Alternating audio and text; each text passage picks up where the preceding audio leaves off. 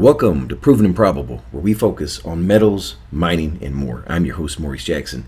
Today, we will discuss the royalty generator. I'm speaking of EMX Royalty Corp, trading on the TSXV, symbol EMX, and on the New York Stock Exchange, symbol EMX. Joining us today is David Cole. He is the President, CEO, and Director of EMX Royalty Corp. Mr. Cole, welcome to the show, sir. Thank you, Maurice. Great to be here. Mr. Cole, for first-time listeners, please share who is EMX Royalty Corp and what is the thesis you're attempting to prove? EMX Royalty Corporation is a royalty company focused on building a portfolio of gold and copper royalties in addition to other metals such as lead, zinc, cobalt, etc., silver around the world, and we have a global approach. Now, EMX Royalty employs what's known as the prospect generator model. Please share with listeners that may not be familiar with the concept, what is a prospect generator? Yeah, I'm happy to. I'm quite passionate about the prospect generation business model, as you know, Maurice.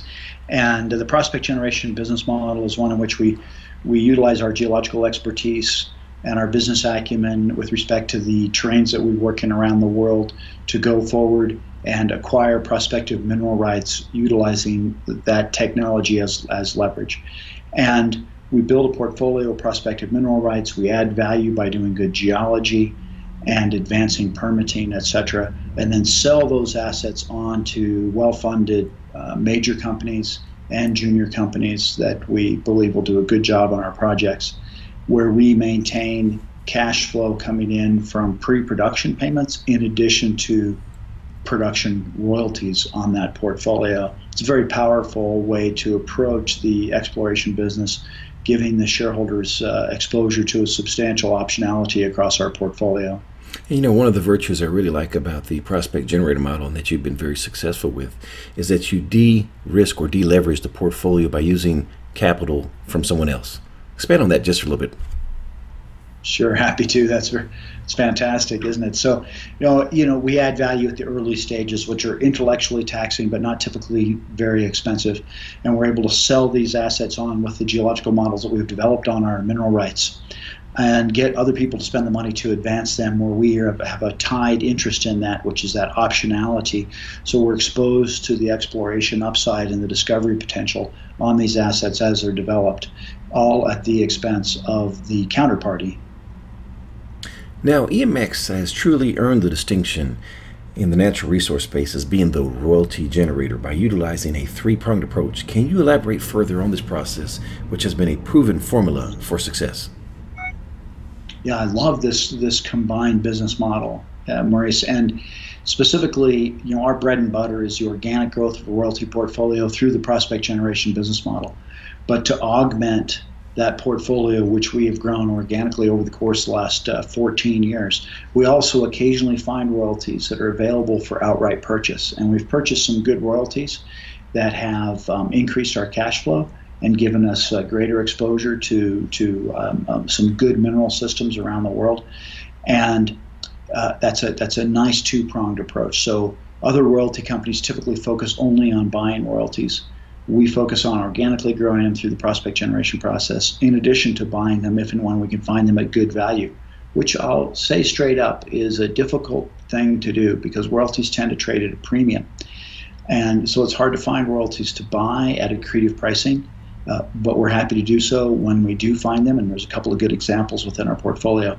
But the fact that they trade at dear valuations is indicative of the value that we're creating through the organic process. And then the third prong is strategic investing. The same geologists and businessmen that are out around the world helping us grow our portfolio through the organic prospect generation business model occasionally come across a key specific investment where we can buy shares in a company which is advancing a new discovery around the world. And when we are armed with that geological intelligence, we're happy to put some of our shareholders' money to work as a share placement in those companies. And we have a good track record of producing some nice returns for our shareholders executing that strategic investment arm. And the three together, in my opinion, very powerful. You referenced royalties. Let's switch screens and discuss some past successes of EMX Royalty Corp. How many royalties does EMX Royalty currently have, and where are they located? We have now a portfolio of 37 royalties around the world, focused on copper, gold, and polymetallic systems. We have a nice portfolio of gold and copper royalties in the western United States, in the states of Nevada and Arizona, in addition to South Dakota and Washington. But the key assets that are cash flowing are in Nevada at this time. In addition to some very nice and important royalties that we're developing actively in Scandinavia, focused dominantly on copper and polymetallic systems, including some assets there with cobalt and nickel, which are quite popular right now because of the use of those metals in battery technology. And some important near-term cash flowing royalties and currently cash flowing royalties in the country of Turkey, where we've had an active prospect generation business now for 14 years. And then a key copper and gold royalty on a massive new discovery in Serbia that's being advanced by Nevsun Resources. And that long-term will become a very much a company-building royalty for EMX Royalty Corporation. And if we go down and look at the list, and this is from our website at emxroyalty.com for your listeners, if they'd like to go there, you can see a map with the various colored dots representing our royalties that we have around the world, and then a list of those royalties. And right at the top of the list is a very important one, Leeville, which is a mine operated by Newmont Mining Corporation on the northern portion of the Carlin Trend, which is one of the most prolific gold-producing regions in North America. And we're quite pleased to have a 1% royalty there and get checks from Newmont every month. In 2017, this royalty paid $1.86 million US, and that's a key risk-reducing and cash-flowing asset for us within the portfolio. We have a number of Nevada-based and Arizona-based royalties in addition to that, and many of these are being advanced by the counterparties, including Kennecott Exploration Company, which is the operating arm of Rio Tinto Zinc, one of the largest mining companies in the world. And I would like to point out that we do have some interesting royalties within this, and some of the ones that really drive value are in Europe and Turkey as well. Let's move on and look at some of those. In Serbia, we have a 0.5% royalty on the big Brestovac discovery that I mentioned. That's copper and gold being operated by Nevsun Resources. We have additional royalties within that complex. It's a geological terrain called the Timok Magmatic Complex. It's in Eastern Europe and Serbia, and it's the largest historic copper and gold producing region within Europe, actually. And these royalties that we have there speak volumes to our business model, and that we were one of the first companies to enter into Serbia, helped them rewrite their mining concession legislation, and became substantial landholders there and sold those off and kept royalties. And in addition, we've purchased some other royalties to augment that portfolio, coming back to that idea of multiple prongs to our business model. And the long-term potential coming off of this Brestovac license is extraordinary. We're very, very pleased with that advancement there. A lot of press releases coming out of Nevsun Resources with regards to the advancement of the resource, both in the lower zone, quote unquote, as well as the upper zone. And they've got a timetable to put that in production, which will be an important moment with respect to a catalyst for revaluation of EMX Royalty Corporation. Our team in Sweden has done a fantastic job of executing the organic growth of our portfolio through the prospect generation process by acquiring lots of really interesting mineral rights covering lead, zinc, silver systems, copper, zinc, silver systems, iron and copper systems, cobalt byproducts in many of these associated with nickel mineralization, for example. And we focus dominantly in Sweden, but we have some very nice assets in Norway as well, and we've been quite successful getting these sold off via our business model and keeping royalties on those projects. Very importantly, we're also typically paid in shares for many of these as well. So we're building a portfolio of shares within other exploration companies that we're able to give our shareholders direct exposure to the exploration upside and production upside via the royalty, in addition to the excitement of the shares in those companies, giving us an opportunity to win more than once when there's a discovery. And that speaks to this idea optionality for our shareholders. They're exposed to the optionality with respect to the share portfolio that we have, whether they're strategic investments or shares that have been paid to us for our properties. In addition to the optionality associated with holding royalties, dominantly that is related to commodity price increases over long periods of time, and in addition, very importantly, the exploration and discovery upside to these. Quite importantly, these are typically gross royalties, and they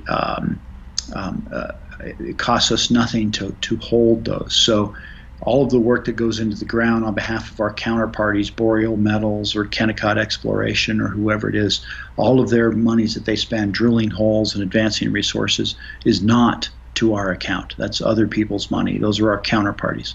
So we're the royalty holders here, and we're exposed to that upside.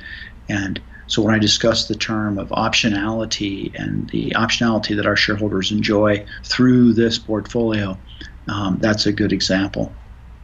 Yeah, very importantly, we've been in Turkey for 14 years. It's been a very productive prospect generation business unit for us. We've cycled through over 250 licenses in Turkey over that period of time, and there's now multiple mines being built on our properties, and we have nice income stream coming in from pre-production payments and production royalty payments. Just recently started at the lead zinc silver mine that Dedeman Madenjilica operates. That's now a producing royalty for us, and we're quite pleased. That's a 4% royalty, which is a very, very healthy number in the mining industry to have a 4% royalty. Yeah, you actually don't see a 4%. That is quite impressive. That's again speaks a testament to the business acumen that EMX Royalty has. It was a very attractive asset, and the company that bought that, Dedeman Madenjilica, was willing to give us a 4% royalty in order to secure interest in the project so that they could advance it. And they've sunk a shaft and are now in production, and we're very, very pleased to see that and have that production payments coming in. The Chiftai, who is advancing the Akarja project, where we have a 1 to 3% sliding scale royalty as production increases over time, they also pay us 500 ounces of gold as pre-production payment every 6 months, and so that's nice income coming in for the EMX Royalty shareholders, and we utilize that money to reinvest in our portfolio and continue to acquire more prospective mineral rights around the world. Sisorta is also an advancing gold discovery with some copper exploration potential at depth being advanced by Bahar Madenjilica, and they're doing a good job there. And we've sold off all of our projects that we had in Haiti and kept a royalty. We sold everything that we had in Haiti, which at one point in time was 1,100 square miles, and we sold that off to Newmont Mining Corporation for $4 million in cash, which was a nice infusion of cash into our treasury, and then kept royalties on those projects part and parcel to our business model. And we've got a couple of good royalties in New Zealand and Australia as well that are gold focused and with good counterparties who are advancing those projects. Yes, we just completed the one in Coonamberry in Australia. That was a nice transaction there as well. This is quite an impressive portfolio, I have to tell you that. And I am biased because I am a shareholder, but this is one of the reasons why I became a shareholder. Twofold question here for you here. How close is EMX Royalty to becoming cash flow neutral, and what is the timeline we should expect to reach this milestone? Yeah, so actually, interestingly enough, we were just reviewing our finances for 2017, and when you include the valuation of the shares that we've been paid for our assets that we've sold in Sweden and in Norway, we're actually cash flow positive in 2017, which is a nice milestone for us. And we look forward to another good year in 2018. I believe that we'll be cash flow positive in 2018 as long as we have good deal flow, which so far this year has been clicking along nicely, and I expect to see additional deal flow throughout the year. We see very strong interest on behalf of well-funded junior and major companies in the assets that we have around the world, as there's a continued angst within the mining industry that more discoveries need to be able to be made in order to feed the globe's demand for metals, and they come to companies like us to look for those properties. So another milestone has been reached. We've exceeded just cash flow neutral. We're actually cash flow positive. So again, congratulations, sir. Oh, thank you very, very much. And as I said, what put us over the line were share payments, and we do have those shares in our portfolio. We do from time to time liquidate those shares to be able to convert those to cash so we can redeploy those monies into our portfolio and execute our organic model. Mr. Cole, share with us some of the counterparties that EMX Royalty has. Yeah, I'd be proud to do that. And we've had the opportunity of working with some very, very, very well-funded and astute mining companies around the world. We've had the opportunity to work with some of the world's largest mining companies. Right at the top of the list will be Newmont Mining Corporation, who operates our Leeville mine royalty, and we're happy to get checks from them every month, but we're also happy to see their expertise employed on that project. They do an excellent job of continuing to find more mineralization and drilling that out. They're also the company that we sold all of our assets in Haiti to and kept a royalty on those projects. We have ongoing communication with Newmont. They're also a shareholder. They own around 5.5% of EMX Royalty Corporation. Another company that we have done repeat business with is Rio Tinto, the world's largest mining house. And we've done 6 deals over the course of the last 4 years with Rio Tinto.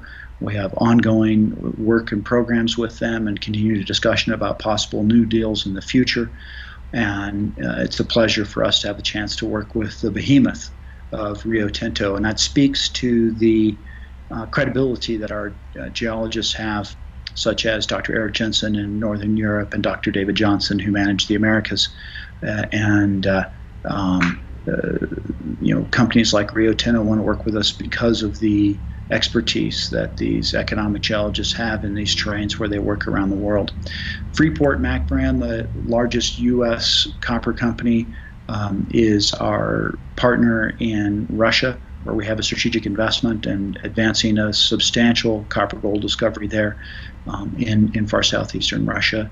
Nevsun Resources, well-funded, aggressive junior, mid-tier. They're not a junior, they're actually a mid-tier resource company focused on base metal and gold production. They're advancing the project Timok, the Brestovac license in Serbia that we talked about previously, and we're happy to have them on the list. Antofagasta, who's a major copper producer dominantly in South America. They have about a $20 billion market capitalization, so they're a very large company.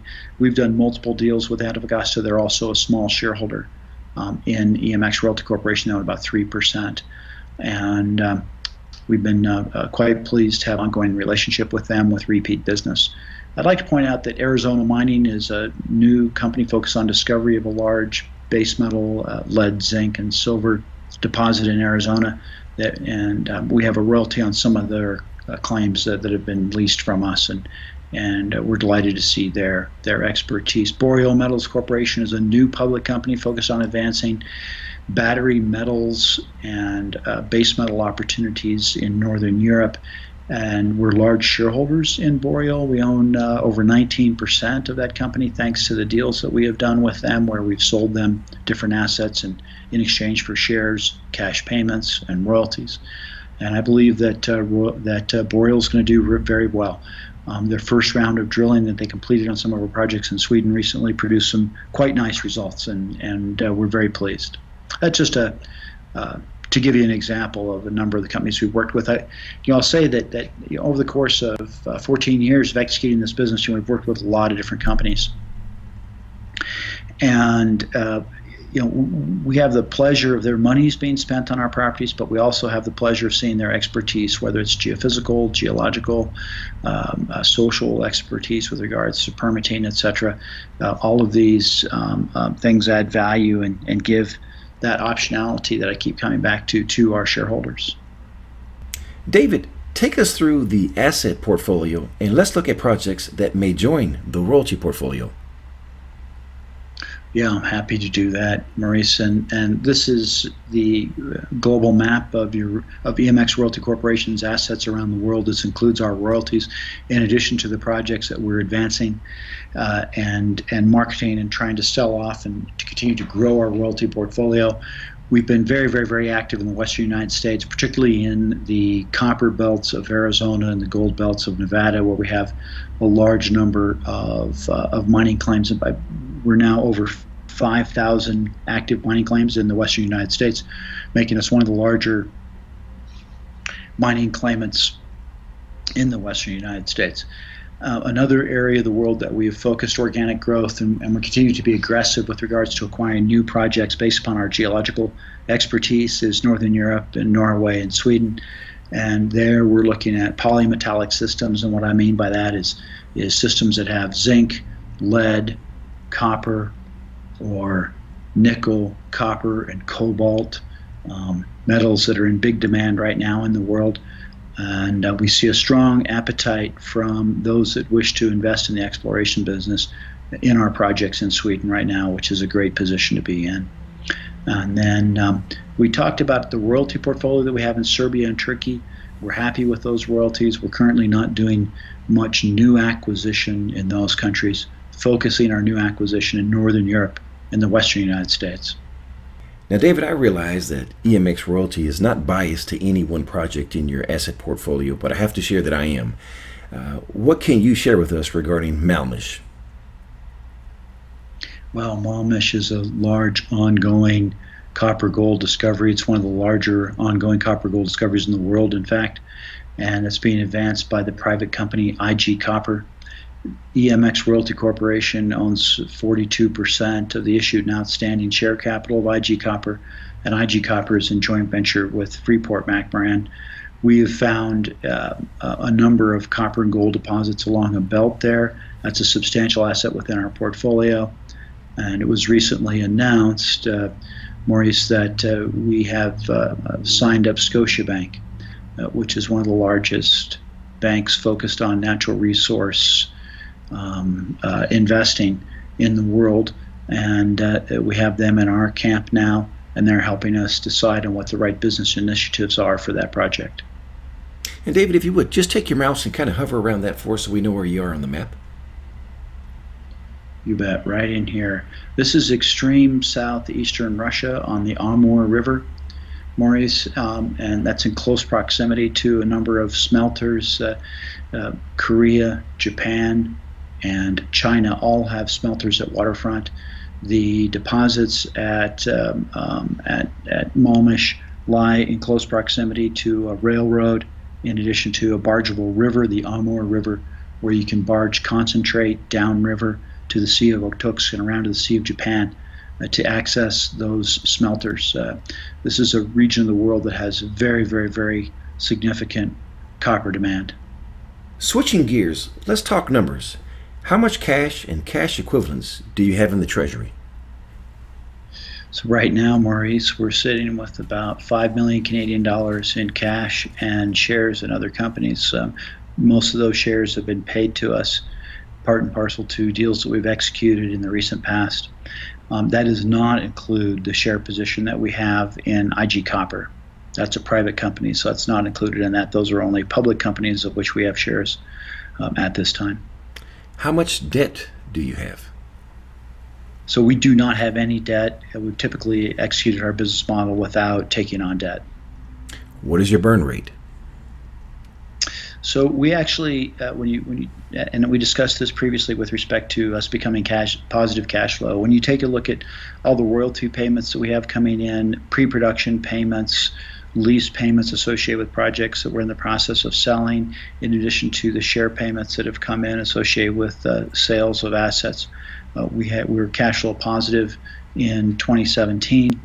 I believe that we're going to continue on that trend and be cash flow neutral to cash flow positive as we move into 18, and that's a key event for us because that means we've created now a perpetual motion machine where instead of continuing to need to raise money by issuing share capital, we have the monies coming in from the sale of shares and from royalty payments and lease payments and advanced minimum royalty payments, all sorts of different payments that we've designed into the deals that we've executed over time, so that we have money coming in to fund the continued acquisition of prospective mineral rights around the world. And that's a key threshold for us to be at a point where the portfolio is funding additional land grabs and mineral right grabs around the world to fuel our exposure to mineral upside. What is the current price?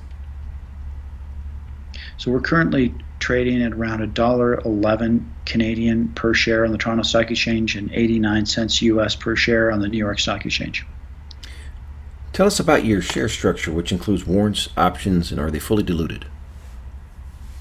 Yeah, so we have 77 million shares issued and outstanding, and I believe we have about 83 million shares fully diluted by the time you consider the options and a few warrants that are also outstanding on the stock at this point in time. Who are your major shareholders? Yeah, so that's an important one. So in addition to Newmont Mining Corporation that we talked about previously, owning about 5.5%, and Antofagasta owning a few percent, we do have some key strategic shareholders. And that would include Paul Stevens. And Paul Stevens is a very successful fund manager that is now well into his 70s. He's got a long track record of success as an investment manager. Previously had Robertson Stevens Funds, which was a famous fund group back in the day. And Paul manages mostly his own money and the money of himself and some friends in a couple of different funds. And they collectively, through the monies that they manage in their own personal funds, have 18 or almost 19% of EMX Royalty Corporation. They're our largest single shareholder. They believe in our combined business model approach. They fully understand the optionality that we're creating for our shareholders through the exposure of discovery that's ongoing on the assets around the world. And Paul's been a long-term shareholder, and he continues to buy more shares. He's been buying more shares for years. What percentage does management own? So I believe on a fully diluted basis, we're around 12% right now. That number has been going up, and there has been substantial insider buying, both on behalf of Paul Stevens and myself. I've been buying the stock consistently, or I shouldn't say consistently, but periodically over the course of the last 3 years, and that speaks volumes with regards to our attitude as to what the potential the company has in it. When was the last time you purchased shares? You referenced in the last 3 years, and what was the price? So I do not remember the last time that I purchased, but it was a handful of months ago, and it would have been in the 70 or 80 cent range US. All of my trades, of course, are reported, and those are available on CDAR website that has everybody's trades. And you can go there and research that and see those insider purchases, which have been occurring consistently over the course of the last 3 to 3.5 years. And what is the float? So that's a tough one to answer, Maurice, but I would think that with just a few phone calls, we can put our hands on 60% of the issued and outstanding shares. So we may not completely know where roughly 40% or 40, call it 30 or 40 million shares are at any given time. So I would estimate the float to be somewhere in that range. Certainly ample for someone to come in and buy significant shareholding. In closing, Mr. Cole, what is the next unanswered question for EMX Royalty? When should we expect an answer? And what determines success? Well, more cash in our treasury and more cash flow from our royalties is the ultimate measure of our success, Maurice. And when we have 80-some projects worldwide and 37 royalties, these unanswered questions can come from multiple avenues. But we're very pleased with the deal flow that we continue to enjoy across the portfolio. And of course, I would like to highlight your favorite project, which is Malmish in far southeastern Russia, and our engagement of Scotiabank to help us with our business initiatives there. And it's going to be very interesting to see what business initiatives are recommended by Scotiabank and how we can execute on those over time. I believe that can be a catalyst for repricing of EMX Royalty Corporation in the marketplace. And David, what keeps you up at night that we don't know about? Well, I just have some fantastic people on board here that are contributing to help build this portfolio. And we're on the road a lot, traveling, working hard in remote regions, and I'm always concerned about their safety and well-being. And last question, what did I forget to ask?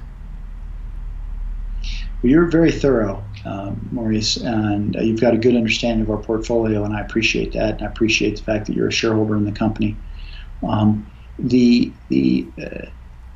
one of the key aspects that drives our share price and the beta impact, which is the role that the market has overall relative to our share price, is the role of commodity prices. And that's something that, of course, we have no control over, but it's something that we have to manage. And we try to very much understand that it's a quite cyclical business. And one of our key strategies around that cyclicity is to be aggressive in acquisition of prospective mineral rights during downturns, and then avail those projects to capable mining houses as the market recovers. And that's a key component to long-term shareholder value creation within EMX Royalty Corporation. And so I oftentimes field questions about where I think commodity prices are going, but of course I don't have a crystal ball. But what I can elaborate on is what our ongoing strategy is. And we just recently come off a period of substantially reduced commodity prices, and we took full advantage of that, acquiring a substantial number of new prospective mineral right properties around the world. And now we're seeing a modest recovery with strong interest from our customers. And we're happy to sell these off and continue to grow that portfolio of royalties. David, if investors wish to get more information regarding EMX Royalty Corp, please share the contact details.